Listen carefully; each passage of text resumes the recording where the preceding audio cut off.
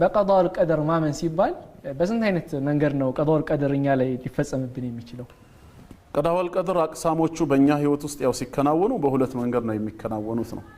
ምን ማለት ነው ሲባል አንደኛ ያለኛ ነፃ ምርጫ ያለኛ ፍቃድ እኛን ጣልቃ ገብ ያላደረገ አላህ ስለፈቀደና ስለወሰነ ብቻ ወደድንም ጠላንም ያ ውሳኔ በእኛ ህይወት ውስጥ የሚፈጸም የቀዳው القدر ክፍል ይባላል።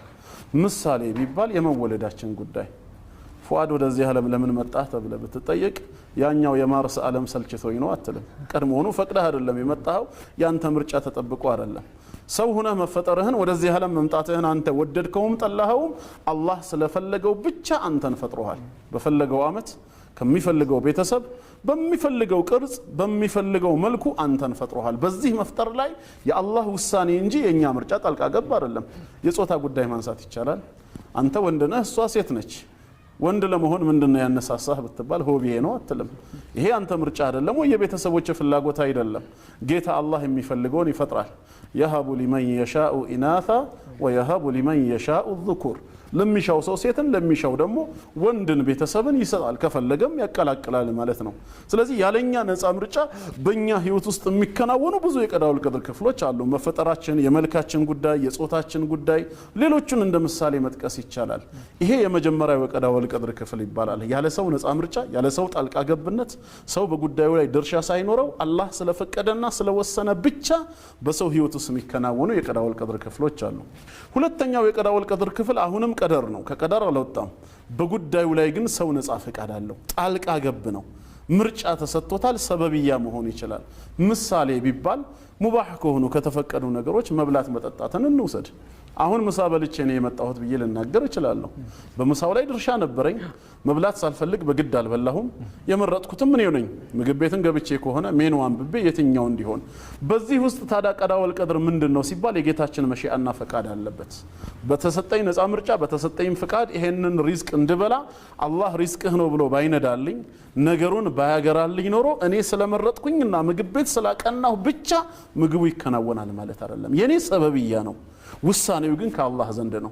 ያ ሪዝቅ ያንተ ሪዝቅ ነው ብሎ አላህ ከጻፈና ከወሰነልኝ እንዳገኘውም ካገራልኝ ሰበብዬ እውን ይሆናል። በሰበብዬ መሰረት ሪዝቁን አገኘዋለሁ።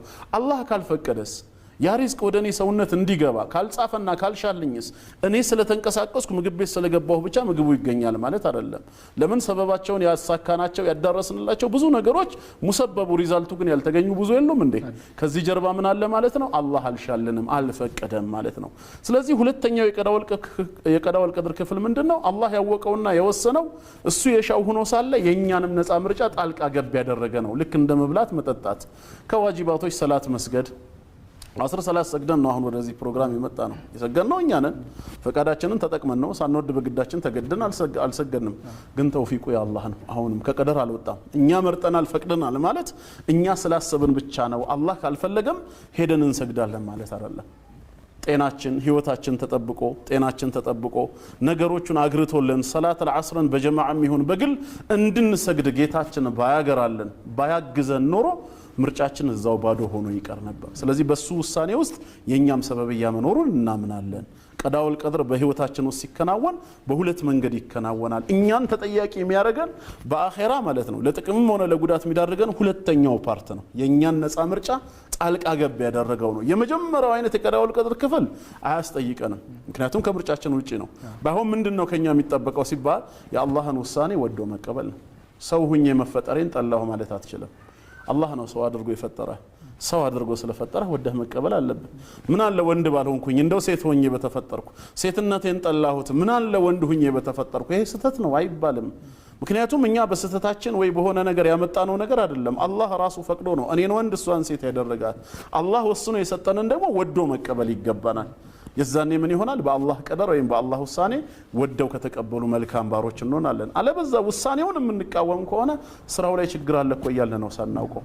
ምንድነው ችግሩ? እኔን አላህ ወንድ አድርጎ በመፍጠሩ ለምንድነው ወንድነቴ የምጠላው? የማየው ህይወት የሚደርስብኝ መጎሳቆል ወይ ኃጢያቴ ነው ወይ ኢብቲላእ ነው። ጾታዬ ያመጣብኝ ችግር አይደለም። ስለዚህ የመጀመሪያውን አይነት ቀዳው القدر ክፍል ወደን ነው የምንቀበለው። ሁለተኛው አይነት ቀዳው القدر ክፍል ግን የኛ ነፃ ምርጫ ጣልቃ ገብ ስለሆነ ኃላፊነት ያለበት እሱ ላይ ነው ተጠያቂነቱ። ኸይር ከሆነ የኸይር አጅር እናገኛለን። መጥፎ ከሆነና በይቅርታ ካልታለፈን ቅጣት ይደርስብናል ማለት ነው።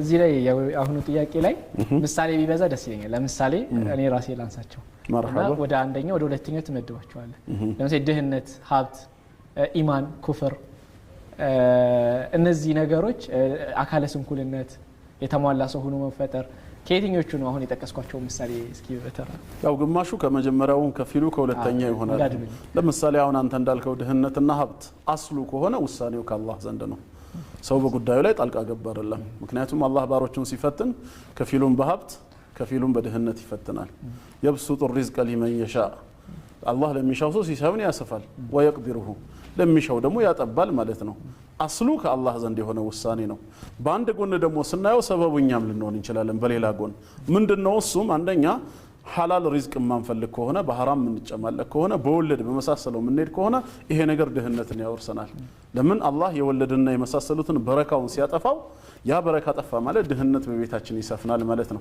ሁለተኛ ወንጀል ምን ሰራቸው ወንጀሎች ሪዝቅ ወደኛ እንዳይደርስ ይዳርጋሉ ኢስቲግፋር ማናበዛ ከሆነ ሪዝቅ ወደኛ እንዳይመጣ እንቅፋት ሊሆኑ ይችላሉ ስለዚህ በድህነታችንም በሀብቱ ላይ አስሉ ከላይ የመጣ ውሳኔ ከመሆኑ ጋር ሰውም ሰበብያ ሆኖ ሀብታምም ለመሆን ወይም ድሃም ለመሆን የሚሰጠው አጸፌታዊ ምላሽ አስተዋጽኦ ይኖረዋል ማለት ነው ስለዚህ በአንድ ጎን ያለ ሰው ነፃ ምርጫ የሚከናወን ለኢብቲላእ ነው በሌላ ጎን ደግሞ ሰው ሰበብያ ሆኖ ወይ ሀብታም ወይ ድሃ ለመሆን ያደርጋል ለምሳሌ ኑህ አለይሂ ሰላም ህዝቦቹን وقلت استغفروا ربكم انه كان غفارا يرسل السماء عليكم مدرارا ويمددكم باموال አላቸው አሁን ንብረትን እንኳን ማግኘት የፈለገ ሰው استغفار ማብዛት አለበት ማለት ነው በሐዲስ ላይ ረሱላህ ሰለላሁ ዐለይሂ ወሰለም الذي مل استغفار جعل الله له من كل ضيق مخرجا ومن كل هم فرجا ورزقه من حيث لا يحتسب ሪዝቅ ያመጣል ማለት ነው استغفار ስለዚህ ሀብትን እንድናገኝ ከተፈለገ ሰበብያውን በሐዲስ ተጠቅሷል ዝምድና መቀጠል የመሳሰሉትም ሲሳዩ እንዲሰፋ ማለት ነው ከዚህ አንግልና ይገባል ግን ሲወለድ ውር ሆኖ አካለ ስንኩል የሆነ ያልከው ይሄ ኮምፕሊትሊ የአላህ ውሳኔ ብቻ ነው ሰውየው በዚህ ጉዳይ ላይ ምንም ነፃ ምርጫ የለውም ግን አላህ ይሄን ለምን አደረገው የራሱ ሂክማ የራሱ ጥበብ አለው አንደኛ ኒዕማ የሚታወቀው በተቃራኒው ነው ተቃራኒው መኖሩ በራሱ ኒዕማ እንድታውቅ ያደርጋል ሁለተኛ ደግሞ ለዛ ሰው ይሄው ነገር ስለተሻለው ነው አላህ ወስኖ የሰጠው እኛ እናቅም ከዛ ጀርባ ጤና ተሰጥቶት ቢሆን ኖሮ በተሰጠው ጤና ከአላህ ጋር ተጣልቶ ፈሳድን አስፋፍቶ ነገ በአኺራ ቅጣት ውስጥ የሚገባበት ቢሆንስ